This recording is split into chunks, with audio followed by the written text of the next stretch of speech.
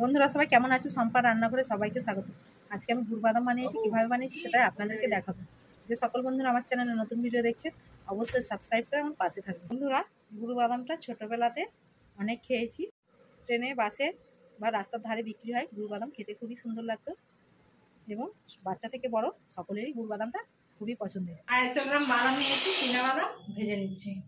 ফটফট করে ফাটছে দেখুন বন্ধুরা, আর বাদামটার কালারও চেঞ্জ হয়ে গেছে।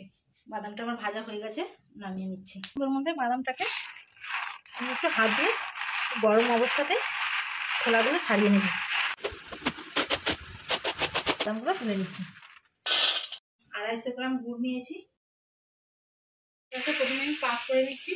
এবার আমি বাদামগুলো ছাড়িয়ে রেখেছিলাম দিয়ে দিচ্ছি। প্লাস্টিকেতে তেল বুলিয়ে নিয়েছি, এরকম চেপে চেপে একটু সমান করে দিয়েছি।